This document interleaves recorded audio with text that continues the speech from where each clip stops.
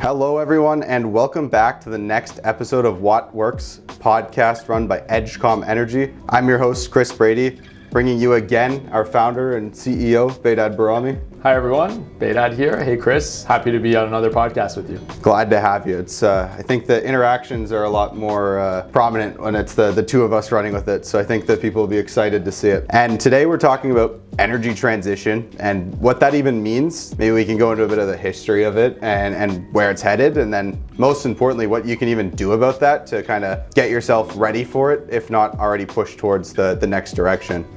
So I'd like to get right into it, Behdad. Thinking about energy transition, I mean, what does that even mean? For me, energy transition really comes down to how we use energy and what we do with that energy and the approach that we have to decarbonization. So for decades and decades, we've considered energy as fossil fuels, oil and gas. When you tell most people you work in energy, that's probably their first assumption is that you work in oil and gas. Over the past 10 to 15 years, I think there's been a strong push towards renewables, towards batteries, towards decarbonization. And all of it stems from the fact that if we continue to just burn fossil fuels as the way that we heat our homes, power our industries, then the planet's going to be in a seriously bad shape. So that's where it stems from. It stems from the fact that we want to get off fossil fuels. How fast we do that and how we approach that, whether it's through cap and trade mechanisms, whether it's through carbon taxes, these are political hot topics in almost every jurisdiction in the world. But for me, really, what the energy transition means is it's a new way of doing things, a better way of doing things, and transitioning off of fossil fuels in the least painful way possible. And that's where things like energy efficiency, grid optimization, all of it really stems from the fact that we have to get off of fossil fuels. And it will affect every aspect, I think, of our lives, from the transportation to industrial production to how we heat our homes, how we power our grids. All of that is a part of this big wave, this massive change called the energy transition. And I think it's going to be one of the biggest opportunities in our lifetime. If we handle it in the right way and we incentivize the right structures, I think it's going to be a huge opportunity to get over the hump and to get to the other side of this net zero world, which I'm all for. Yeah, and I think it's something people are really working towards. And looking at people as part of a society is they hate change. And we currently have such a big push on moving away from oil and gas, but it's all we've known for so long. And I think history is really telling, and a conversation starter that I've been using to kind of leverage what energy transition really means is, let's go back in history, right? Let's look at the Bronze Age. Mm-hmm. Well, we don't really use bronze tools anymore to make things, but metals are absolutely still a part of our society. It's important, right? So yes, this was an important foundation towards building the next step, but there is a next step. And I think when we're living in the present, something that helps people understand that there's things we're working towards, we might not know what they are yet, but they will be better. And so putting that best foot forward, I think, kind of supports a lot of the fears that are around this energy transition and going green. Not to say that there is or isn't problems, but there is with everything. And the reality is, if we stay on oil and gas, we don't have a planet, which is the biggest problem there can be. And I guess kind of bridging that is each market has had its own way of approaching this energy transition and incentivizing manufacturers and people and to support the push forward. So I guess I'd love to hear what your favorite approach is that you've seen in any of the markets, and then maybe also talk a little bit about Ontario's approach. Yeah, so I think right off the bat, the thing that makes the most sense is optimizing the energy resources that you already have and using less of that resource, right? So Ontario, I think, has done a tremendous job through the Save on Energy program, Industrial Accelerator, various programs through NRCan to incentivize energy efficiency. And that's always the starting point, right? So whether your power grid is coal or it's natural gas or it's nuclear, it just makes sense to have more energy efficient ways of doing things. So starting with the lighting, various retrofits, that all makes sense. And I think Ontario's done a tremendous job in incentivizing and bringing that to the forefront of the culture, right? So again, with the Save on Energy program, it's something that, most average people have somewhat heard of it through radio ads, bus ads, coupons at, Home Depot. So I think Ontario's done a really, really good job at that. We're also very lucky in Ontario in that, just by the nature of our grid and by turning off the coal plants, we started doing that, over a decade ago, right? So that was not very, it wasn't a political hot topic at that time, as much as maybe it would be now, right? So that happened and everyone was for it. Getting rid of local pollutants, nobody was really, having issues with it. We were also lucky that at that time the demand on the grid wasn't huge. So retiring those coal plants wasn't something that maybe if we tried to do that now, it would have been a political nightmare with the growing demand. But Ontario has been leading on that. And really, I think it's an example for the world of the ideal type of grid, right? The ideal type of grid, in my opinion, should be a grid that is primarily nuclear for the base load, solar and batteries for some of it, hydro for some of it, and then anything that's left over that you really can't mitigate with solar and batteries, we're using gas. Now Ontario's going in the wrong path a little bit with more gas plants, but we're still, compared to many, many places in the world, we're a leading edge. And this is a massive opportunity for Ontario to make that a bigger selling proposition for expansion of industry in the province, right? But when it comes to different ways to decarbonize, it's a very political hot topic. I think what we had with cap and trade here in Ontario made a lot of sense.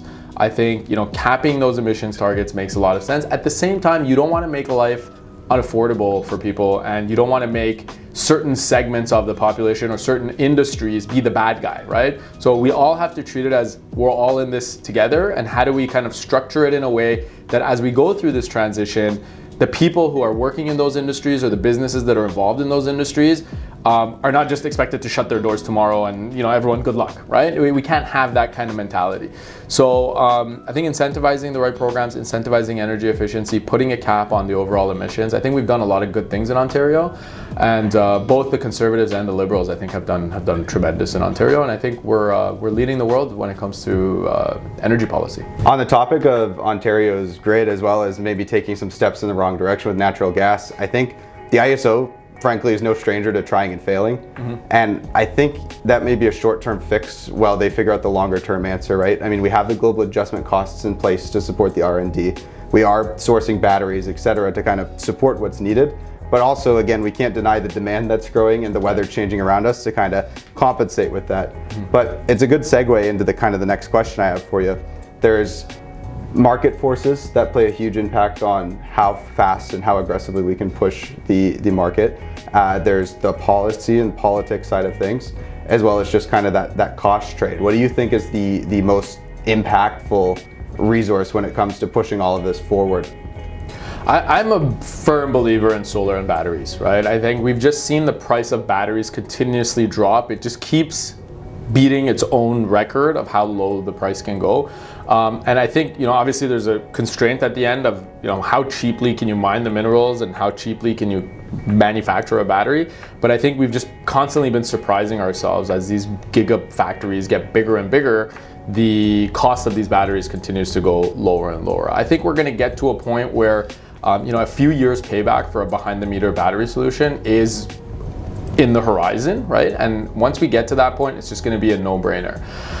So yeah, I think batteries and solar are going to be a huge part of it. There's a lot of other technologies that are coming up as well, right? So V2G is something that people have been talking about for a long time, getting that power that's stored in electric vehicles back into the grid.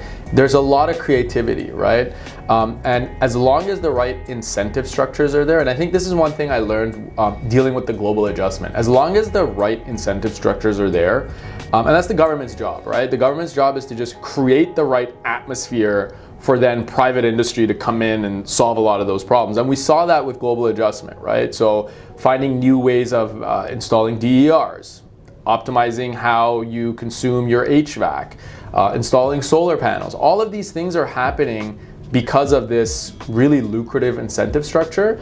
And I think as long as we continue with that, as long as we pull the right levers to just let private sector come in and innovate, I think we're going to continue to see a lot of innovation and a lot of interesting things happening in the space. Yeah, so when the ISO and these governments, they decide to kind of take reins on it and leave the private sector out, we can see right away how it hurts. And I think a good example of that's like the clean energy credits. It's a very good push for solar and batteries and green resources, because a lot of even our customers here in Ontario are no longer getting contracts if they don't have a certain amount. But the other issue is they have no idea what these clean energy credits are or how to get them. And then you're getting somebody that's whole world is involved in manufacturing, and you're getting them into virtual power plants and like outsourcing generation, and that's confusing, right? So how do you think we can kind of bridge private sector into some of these existing programs to have a more in unison approach? So first of all, you got to make these programs as simple as possible. So if a facility has the right staff, right, upskilling an energy manager or a sustainability manager to start taking into account new programs and new initiatives, that has a cost associated with it, right? So you want to make it as simple as possible, and you want to make it as streamlined as possible. Anytime a new scheme is thought of by a government, there are people who come and try to use that scheme as a new business opportunity, right? I think the best way to do it is to just make it simple, make it easy, make it transparent. And if you do that, then the facilities that want to do it themselves, they have the people, they can figure it out. The ones that want to hire a consultant can do it. There's going to be innovation around software solutions that are able to do that. So I think just you want to start with a simple approach, right? You want to start with transparency, less bureaucracy. These programs are required, right? The regulations are required. I wholeheartedly believe that we have to go down this path, but make it simpler, make it easier, right? Make it a no-brainer, so that when people want to participate, it's not this heavy undertaking and now, again, costing hundreds of thousands to millions of dollars to wrap your head around what this all means and how you're going to navigate it, right? So simplicity, again, there's a lot of tools, and I think the government is pushing in that direction, but it takes time. But I think that's one of the downfalls, I think, of Ontario. I think the bureaucracy still takes a long time. Things really could be streamlined. There's no reason why it shouldn't just be a quick, easy software portal that solves all these problems, right? Yeah, and on the flip side, I'm thinking for the finance guys, the operation guys that are running these manufacturing plants. We've alluded to it, but getting into this shift, if we change this culture, how does this change operations and costs for a lot of these manufacturers? Yeah, so that's, again, I think the days of just getting a bill and that's your energy data and just using that as your basis of making decisions and thinking of energy as a fixed cost, right? I think that's been the culture in most manufacturing for forever, right? So it's been, we use energy, we pay this bill, and that's the extent of energy management, is paying a bill, right? It is changing, it is shifting. It's come a long way in the past 5 or so years, but I still think there's a long way to go. I still think there's a lot of manufacturing where in industry generally, it's not part of the core culture where energy is a flexible cost. Energy is a cost that I have control over. Everyone's always trying to find ways to reduce their HR costs. Everyone's trying to find a way to make their human resources more efficient and more competitive. Better procurement of materials, cheaper materials, better production equipment. If you talk about that, that's obviously a no-brainer. No manufacturing facility would, not be looking at that stuff. They're obviously considering all that, right? But when you talk about energy, even though it's usually the second or third line item, when it comes to their overall expenses, it's something that still to this day, it's, we use it and we pay for it, right? Now, as that price continues to go up, as scope 2 emissions continue to grow in importance, that's going to be something that is slowly changing. I also think a big part of it is it's a generational gap, right? So when we talk to, and not always, but sometimes, right? When we talk to younger facility managers, operation managers, they right off the bat are, of course I need to be monitoring my energy consumption in real time. This is $1 million a year cost. Of course I have to be looking at that. I need a dashboard, right? So it's a no-brainer. Whereas some people who've been running things, the way that things have been working for years and years, it seems like a new undertaking and it seems like a heavy lift, right? So I think we're seeing that shift. Yeah, and one thing I've noticed on top of just the generational gap is that there's an industrial mindset as well in certain industries. Automotive, I think, is the easy one to pick on here, where it's, you know, over 100 years of doing the exact same thing, just with slightly newer materials, slightly newer processes, but nothing ever changes too much. It's always been a set it, forget it, profit. And I think the energy infrastructure is really going to force industries like that to think. Now, do you think that the policies advancing should be light on industries like that, or do you think that we should eventually get to a point where it's sink or swim for these companies? Yeah, I think, you know, it's that S curve of technology evolution, and I think with EVs coming down the pipe, they're not going to have a choice, right? I think once consumers see something that's cheaper, better, faster, and that tidal wave comes, it's really hard to put the genie back in the bottle, right? So you talk about, you know, a perfect example and a perfect analogy would be like Amazon, right? You click a button, you get the thing you want the next day, right? An EV, the way that I see EV is like, I have an EV, right? The way that I see it is never had to do maintenance, never had to get an oil change. My brakes last, the whole time I've had the car, the brakes have lasted, right? The batteries maybe reduced in life capacity maybe by around 3% in 4 years of ownership, right? So once more and more people, once the average person gets exposed to that and just gets used to that, that tidal wave is going to come. So these industries are going to have no choice but to evolve. And I think the auto industry is definitely one that is ripe for disruption. And you know, you see companies trying to, you know, dabble in it, but I think it's going to be something that it's going to be a tidal wave of change coming down the pipe for sure. Yeah, and in Ontario specifically, what do you believe are the leading incentives or leading policy pushes that are going to really support this transition? So again, I mean, we just recently we had the revamping of the Save on Energy incentives. So that's billions and billions of dollars going towards energy efficiency, going towards solar panels. So new ways of producing power, distributed power, both for residential solar, for industrial solar. The incentives are very lucrative as well right now. So this just speaks to the government's belief that this is a cost-effective approach to add more energy to the grid, right? When the Liberals lost in Ontario and then Doug Ford and his government came in, the talk at the beginning was, we're going to get rid of all these energy efficiency programs. EV rebates are gone. Like, just forget about all this stuff. Let's, you know, drill, baby, drill, right? That was kind of the mentality. But once they came in and they did real thorough financial analysis, every kilowatt hour that you save is much cheaper than generating a new kilowatt hour. So putting these incentives in place makes a lot of sense.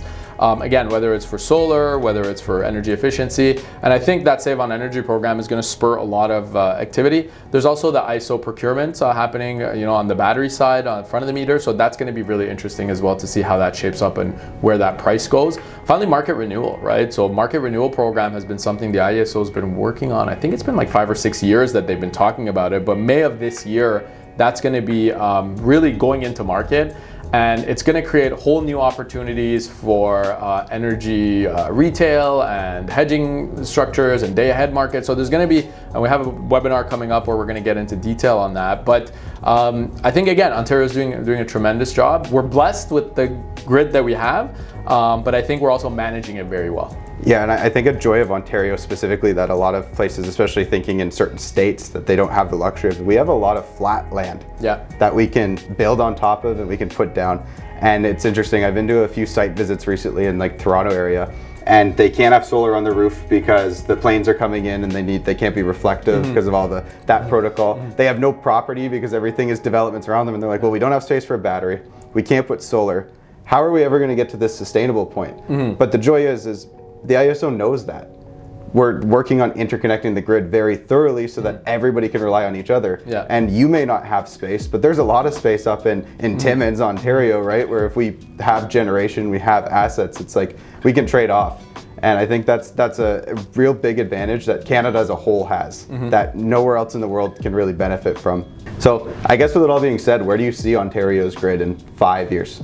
That's a really tough question. So I think, again, with there's definitely going to be a lot more batteries on the grid. There's definitely going to be a lot more, I foresee a lot more behind the meter batteries going in as well, not just for cost saving, but also for resiliency, right? So we've seen more and more clients request, UPS tied batteries where they'll be able to use the energy for resiliency, right?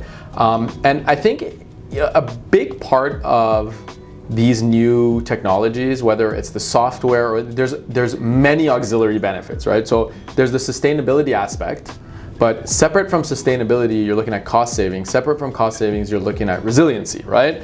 And that's the same thing as when you go and you upgrade your lighting to LEDs or you get a new HVAC. It's not just the cost savings that makes you do that, right? It's having a new innovative piece of technology that helps, increase comfort, increase visibility, right? So there's always auxiliary benefits, and I think maybe we have to do a better job as an industry explaining those benefits to the people that are going to be interacting with these solutions. So I think Ontario is going to be, again, continuing to lead, and I've been saying this for years and years. The Ontario model is going to be rolled out in other places because we had a big uptake of solar panels through the feed-in tariff programs, because we had those coal plant retirements.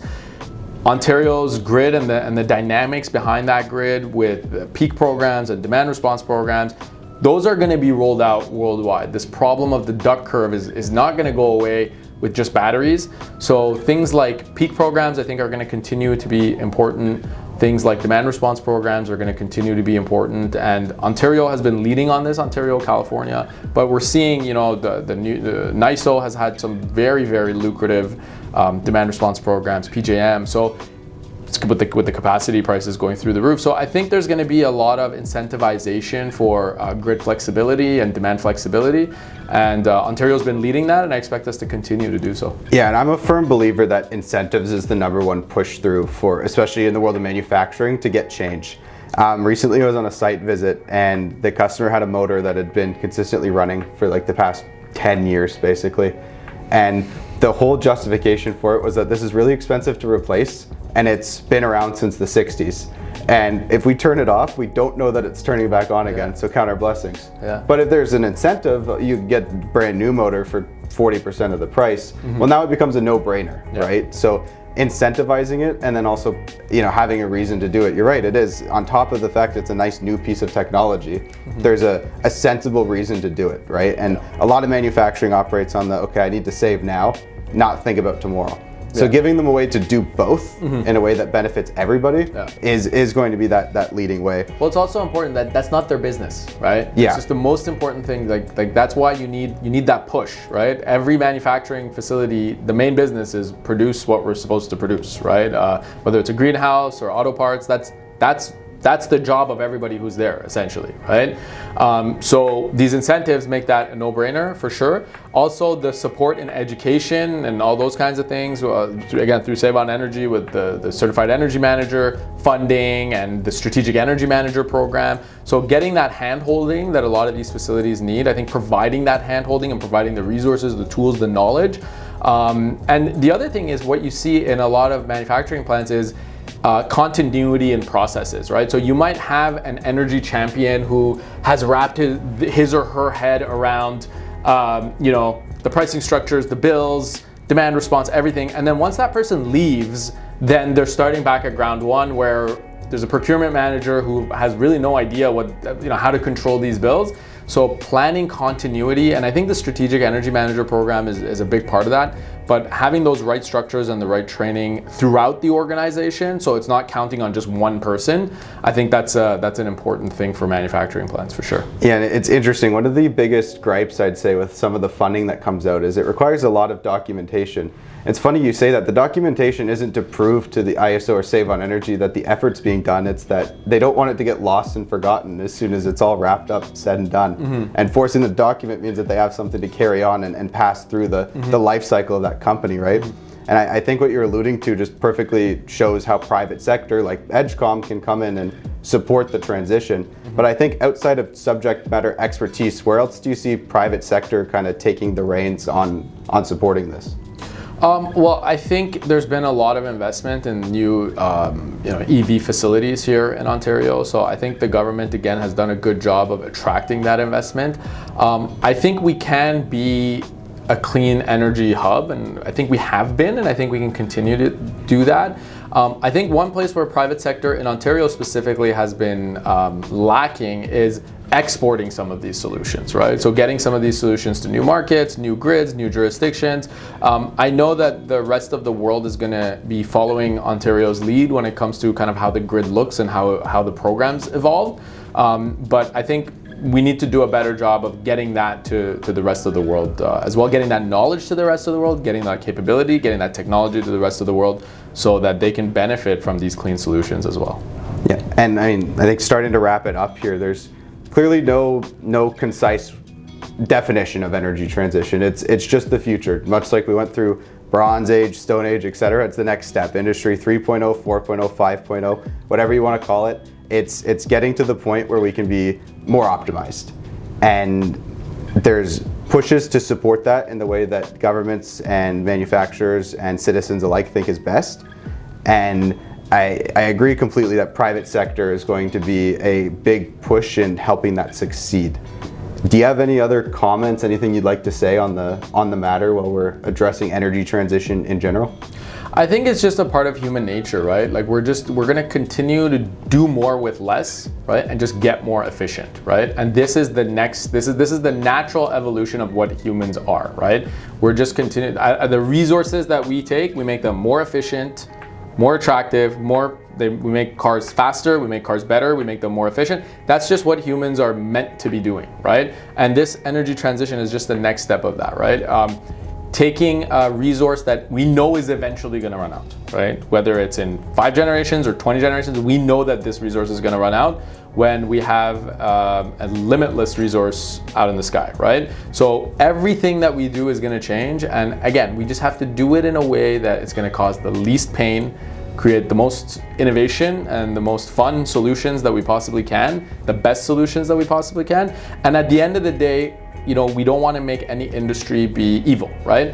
The oil and gas industry brought 3 billion people out of poverty, right? Within the last 2 to 3 generations, 3 billion people that would have been in poverty came out of it because of oil and gas. So it's good that we're at the point that we are, but now we need to evolve. So working with those stakeholders, and EdgeCom is doing that right now. We have partnerships in place and we have solutions in place to make some of those facilities more efficient, right? They are also trying to evolve their business models and wrap their head around it. So again, it's how do we work together to get to this next step in what humanity is, and energy is one of the biggest drivers in every part of our lives, right? And it's always been so for generations and generations. So I think energy transition is just the next natural evolution of humans. Yeah, absolutely. And thank you for joining me today and going over it. It's a tough topic, but if you're an energy manager or involved in manufacturing, industrial, and you're watching and you're confused, it's okay. There's plenty of resources coming. There's plenty of private sector that are willing to help and support on that journey. And we're always putting out resources on our website as well to give insights where and when we can.